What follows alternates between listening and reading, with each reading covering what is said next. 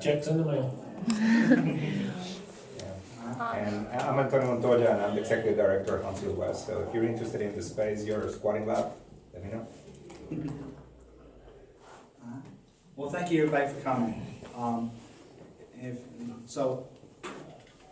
As you've already kind of figured out, we're all here in some way or another to learn about workshops and learn about CoWorking Night. The format for this today is a little different than what we've done in the past. What we've done in the past is once a quarter, or roughly, depending on how things are going within Urban Engine. We try to do a quarterly meeting for our workshop organizers. So people who are either getting started or have already been doing a workshop, we try to get together, answering questions, help them based on success and failures we've seen. We don't try to point fingers or anything like that, but we do try to help you grow your community. And that's one thing that becomes here today is once you start your workshop and people start coming, you'll find that you have a community of like-minded people. And so we're trying to foster that and help that grow within the Huntsville area. So when me and Tony were talking about this, I thought, she's like, well, first of all, let's record it. Yeah. Okay, this is going to be a first. But once we start talking a little bit, it made me think, okay, this is a good opportunity to kind of go through and kind of showcase what our workshop organizers do. So this is not has sort of become a what to do and what not to do for running a workshop. So of course the first thing is don't show up late like I did today. This is just a demonstration. Yeah, demonstration. So it's a demonstration. Don't show up late. But there are also a lot of things that can come good from it. And I'm gonna go over some of this. Some of the things I've got on my list I haven't done today, and you'll kind of see why. But for those of you who have been around for a while, you'll see some things you might have seen in other workshops or other things going on. So we'll kind of go through a few of those things today, and of course we'll have questions at the end if you have anything. But if you do have questions, don't be afraid to stop me. It's not a problem. Are you planning on talking about how to actually start a workshop if you're someone who has never before? Yes. Okay. Yep.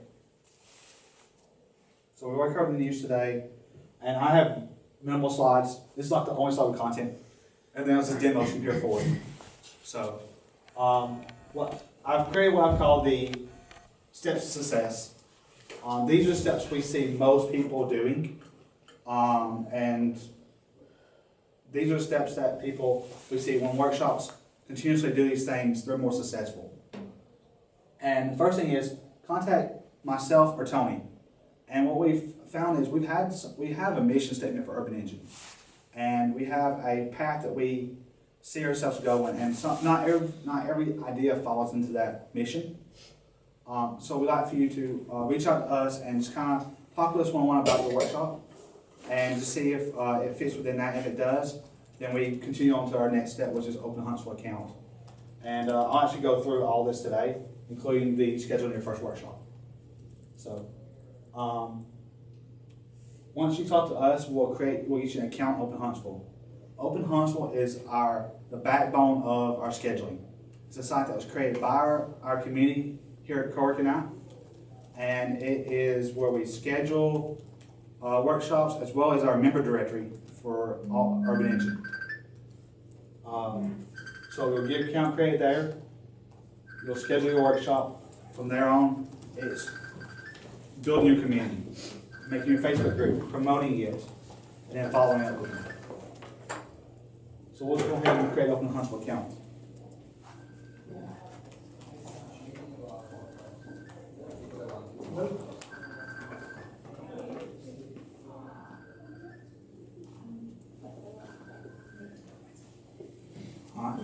So our site is openhuntsville.com.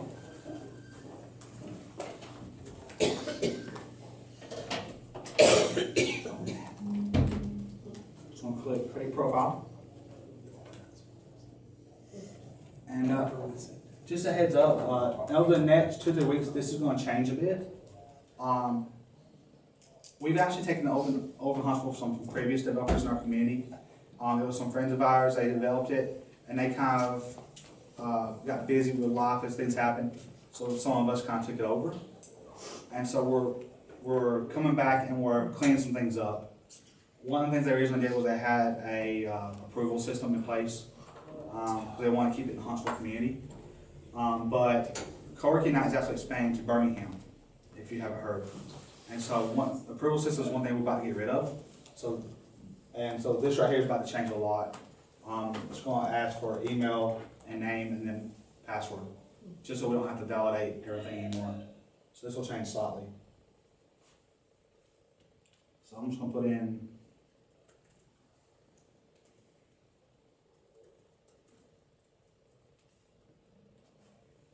one of my many different email addresses and some super simple password. Oh, huh.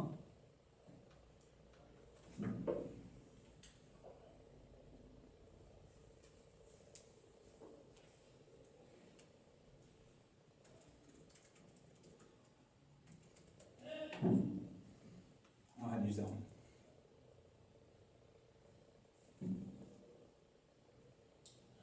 And then from there, you'll just fill out your profile.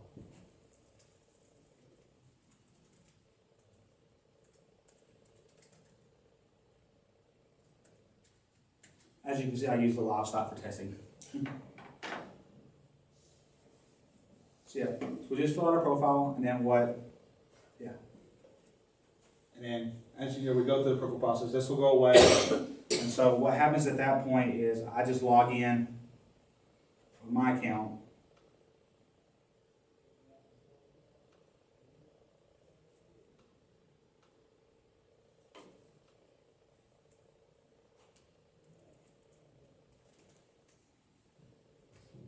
And I'll go to you and I'll hit approve. And that's all it takes to get set up, at least initially. Once you have that, the rest is up to me to get you set up.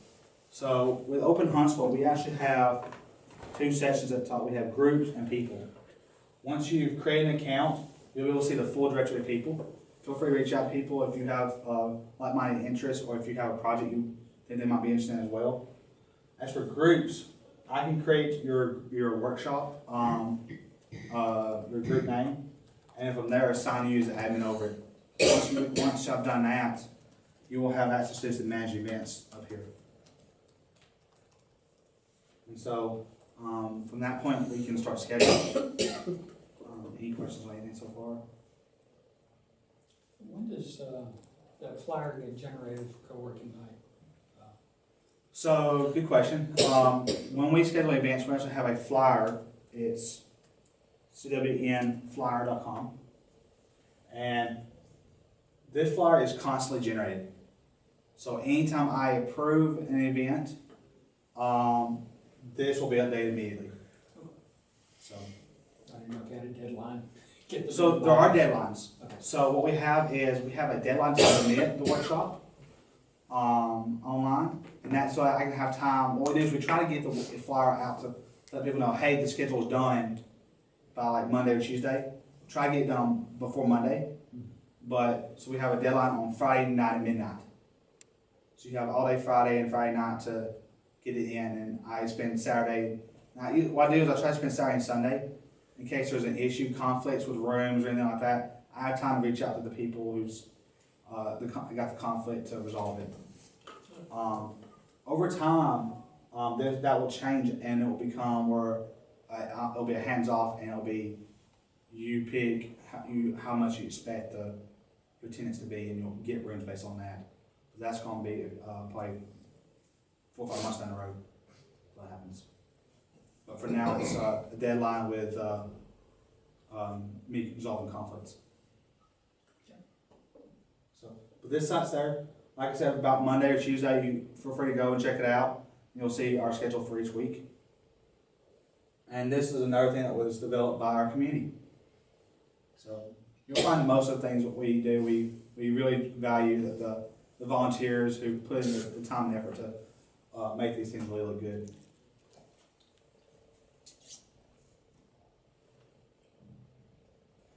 So once I've made you an admin of your group, you can go to manage events and click schedule event.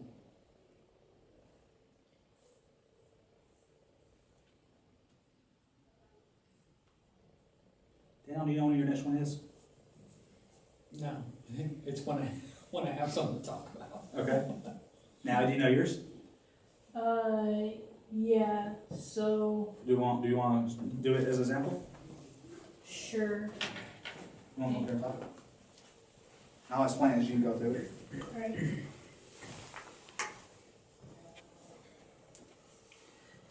I think it was maybe, So for the event scheduling itself, you'll see several fields here. The main ones that we're worried about for the flyer are the event name and summary. Description was something that we had started adding for the purpose of having a profile page for your event, but it never got finished. So but it's a required field, unfortunately. So just copy whatever you have in summary and paste it in the description. Or what's really helpful is if you could just put in how many people you expect at your workshop. So if you're expecting a week where, I've been having 15, 20 people, but this one week I got the workshop, I'm expecting 40 people. Having that info in the description is very helpful for me. So the summary is limited to 140 characters, I believe. And that's so that a card you saw on the flyer, it could fit in that small space. So it's the size of a tweet.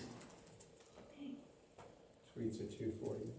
Yeah, I was gonna say, like, is it 280 or 140? Well, if it's text only, they say it's 140, but they have made it where now it's like you get more if you have images and stuff or links and Okay.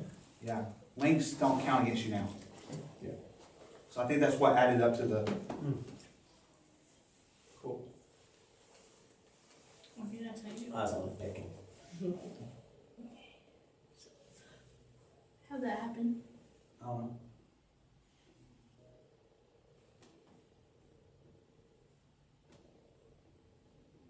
It disappeared? Okay. Okay.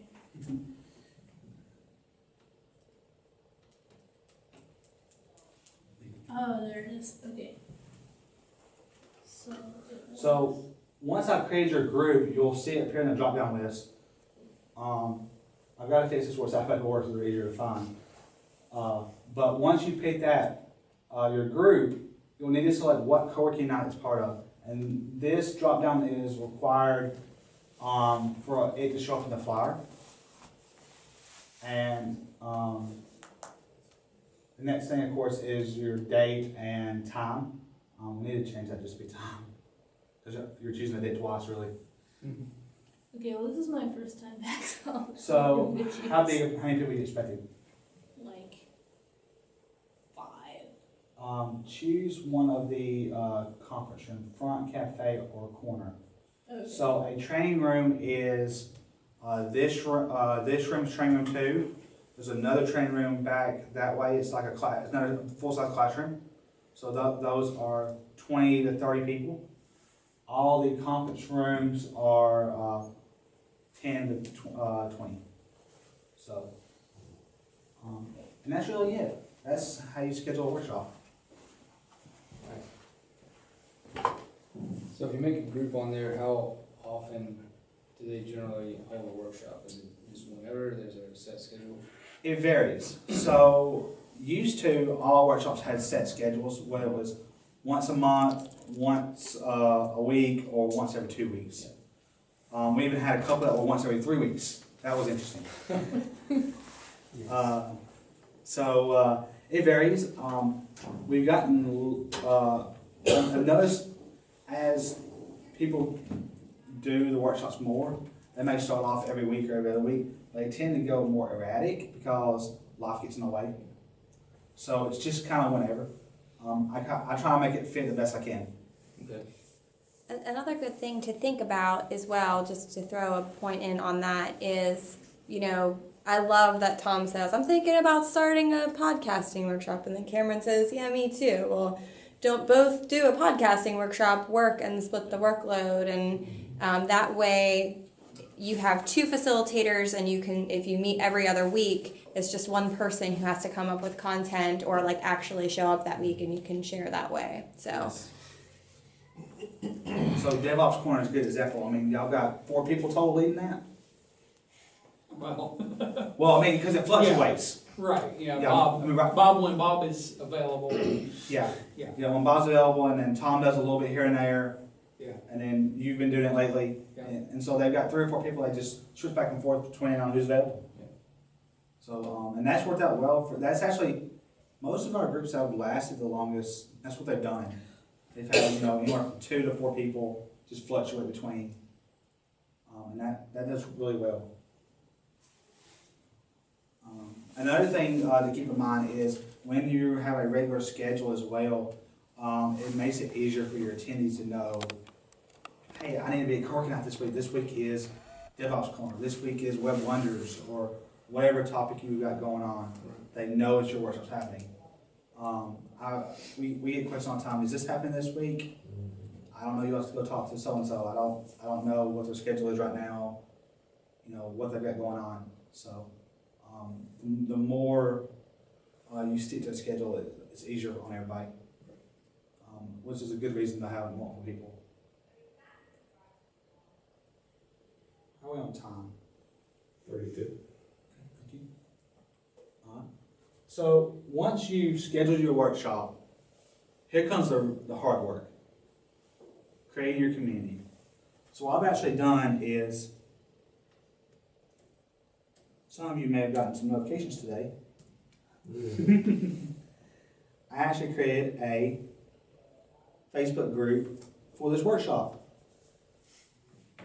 And the reason being is, I figured when Tony and I talked about this, I thought this would be a good opportunity to, especially when she said she wanted to introduce new people, not just, all the existing workshop organizers. I thought, let's be an opportunity to introduce a new workshop. So I'm calling this the Back to Basics Workshops 101 series. And so I created a group for it.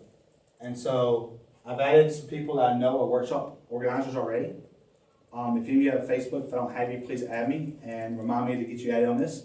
So this is a great place where I'm going to try to remember next week to follow up and provide some info for how to create an account in Open Huntsville, how to do various things.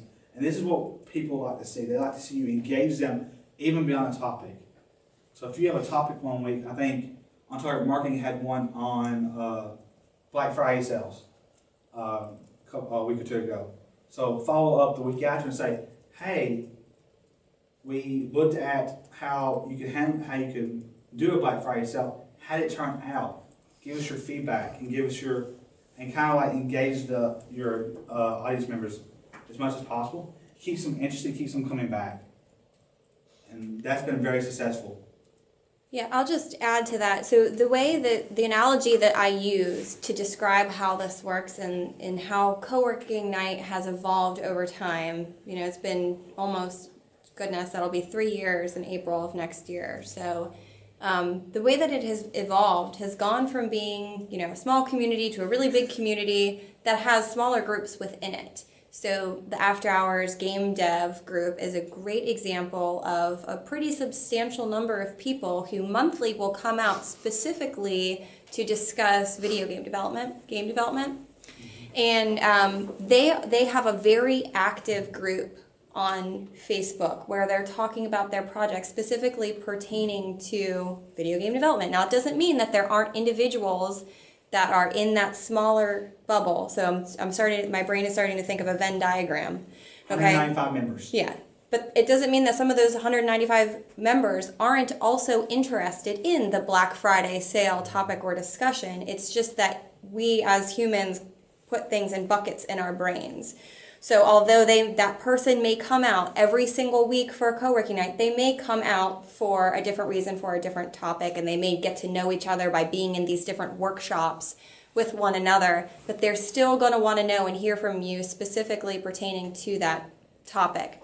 And I'll also mention at this time that people come to CoWorking Night not to learn from you. I mean, they do want to learn. That's one of our values, CoWorking Night's values. Everyone is here to learn, but it's really more about sharing what you know, sharing your best practices and having a conversation about it versus, to those of you who are in the room who are thinking of starting a workshop for the first time, there is no obligation that is put on you to stand up and do like a a class like you would at UAH. Please don't do that actually, okay? Been there, done that. Yeah, don't do it. it crashes and burns here, man. People want to come here, hang out, meet other people who are passionate about the same things that everybody else in the room is passionate about.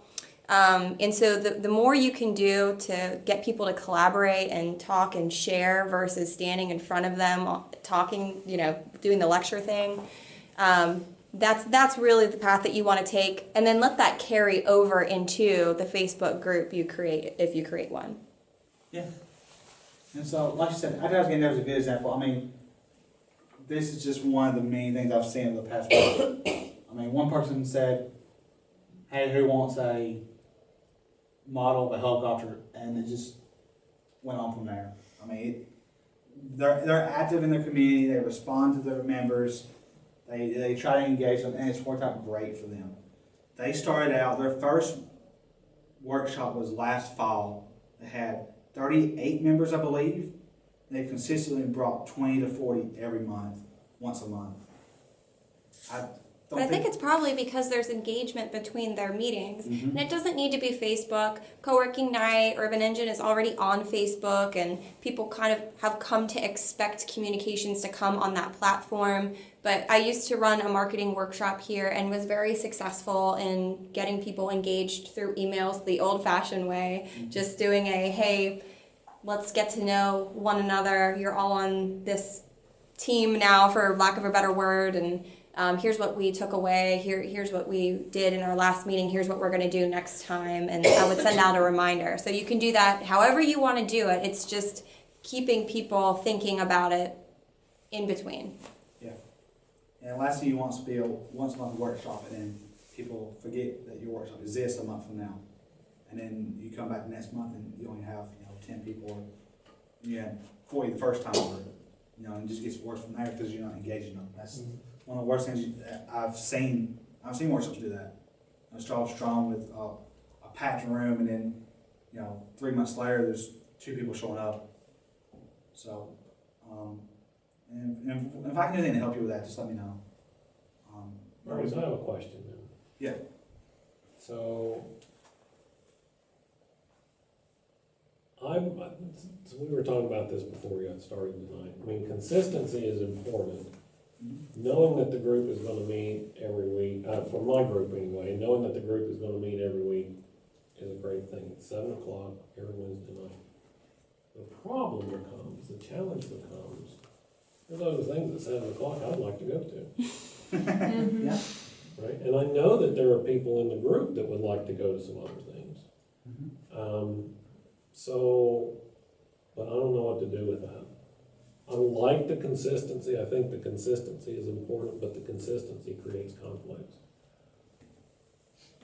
So I'll put that out on the table, not that there has to be an answer. Be a way on the back end when you're scheduling to show and see like what else is being scheduled around that time. So that way if people are coming in and saying, hey, I really want to go to this other workshop, and then maybe that next month or that next week, you're like, okay, well, maybe we go at 8 instead of 7. Well, and so, for example, the two that come to mind easily for me are Idea Suck and Leadership Lounge, right? Idea Sucks every week, Leadership Lounge is not every week, but it's at the same time every time it happens, right? And there would be a lot of overlap between those two groups. I agree. I think it would be helpful as I'm scheduling to be able to see what else is already scheduled or has been submitted for that evening, but I don't know that would motivate me to change my time. I don't know. I don't think, at least I haven't come across an easy answer to this yet. I have a question about CoWorking. I'm new to the concept.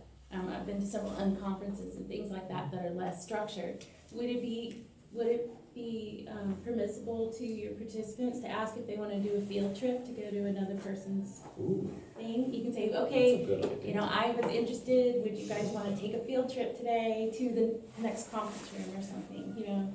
Maybe help organizing a larger area. I haven't met in a while.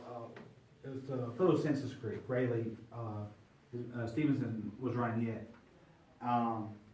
but she would occasionally, she's big, because, you know, she's a photographer, she's big into the arts.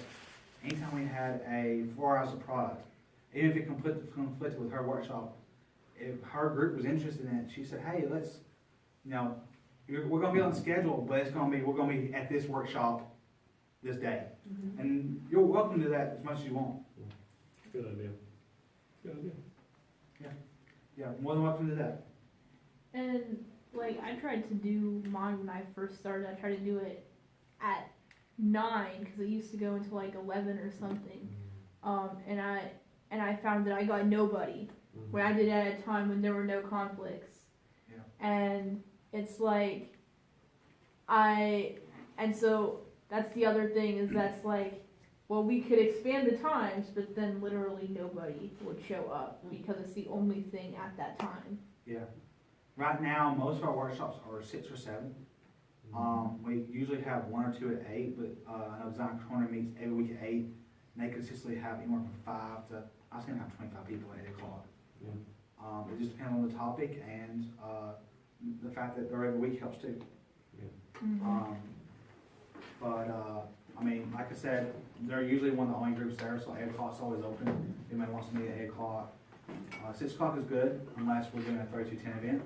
And we try not to compete with the 3210 event here. And if you schedule something for that, I'll usually try to message you as soon as I realize it happened to resolve any conflicts there. You want to talk about your 3210? If ever there is a headliner event, which will include, for example, next week's event with Toshia Malakasis, we will not have any other workshops during that time, usually, unless there's like a pretty significant visitor workshop or something that's happening from, like, I don't know, someone that we don't usually have in. Design's Corner had, like, brought someone out of town. Exactly. Yeah, exactly. Yeah. Yep. So we had one, I guess it was about a month, 2 months ago. We had some kind of 3210 event, but Design's Corner had been planning something for like 6 months. And they were bringing someone from out of town. And so we just said, you know, you got this room, whole night, go for it. They did their thing, we did ours, and then when ours was done, everybody went to workshops. Some people even joined them when they got finished out there, and it worked out good. But like I said, we only try to do that whenever we are, when it's a big headliner for that workshop, because, I mean, for our headliners for 3210, we're bringing people from outside, community, and sometimes outside the community as well for that. We try to give them the honor of having a time dedicated to them. So. I have a question about your workshop Facebook group. Yep. Would that be a proper forum to talk with maybe other people who have existing workshops about cross, Definitely. not cross-pollinating, but, you know, saying, look, Let's team up. yeah, let's team up for this, or I'm interested in having my people attend yours, and then we'll spin off of it, maybe, you know, or something like that. Would that be a good place for conversations, or would you rather we use the Open Huntsville? Is there a place to talk there? There's not a messaging platform on Huntsville, Okay. but you're welcome to message her on Facebook or through the group itself and say, hey, I've attended your workshop a couple times, I also did this other workshop. Do you want to team up and do this one topic or whatever else? Okay. You're welcome to do it that way. It might be a good way to get exposure for people who don't know they would be interested to get interested. Yes. You can post general inquiries for collaboration in the CoWorking Night Okay. Facebook group. There's like a big 1,400 person group in Facebook that, you know, Lee, for example, if you just need somebody that is like dynamite at branding that needs to brand the event that you want to have or something, you can put out a solicitation for that. Say, hey, I got this group at CoWorking Night and we're doing this thing and here's who we need. Does anybody want to help out? But at the same time, like, it may be a more narrow audience for, I need developers to help me develop a hostel in Huntsville. Nice. That's probably not what you're going to ask for, but No, an app for it. Who might be bringing people in for using? Yeah. And what type of amenities or things they would want to see, like what type of green building implements or. I think that is an appropriate place to do that. Okay, great. Any other questions? All right. So really, that's all I had. for this. I wanted to make, just cover, you know, getting started and how to be successful with it, you know, from the time you schedule your workshop to the time the next one happens. Like I said, follow up with them, you know, and those steps I give you is a kind of like a lather, rinse, repeat. It's the same stuff you do every time, and it's what we see is successful here. Any other questions? I will say, since, I know some of us already have groups, but it seemed like the majority here tonight was interested in a group. I'm really open to helping you, answering questions, whatever. I'm no expert, but I'll help if you have questions. Thanks, Tom. If anybody's interested in any sort of development or anything, I'll take help. Right? Yeah, we can always. As far as the steps for success, how rigid or loose is that as far as just follow? Is that something that if you start a workshop, you have to follow that, or are those just like kind of best practices that you guys have found? This is all best practices. This is just what I've seen over the past year, going on a year and a half that I've been doing a workshop director position. This is what I see people doing.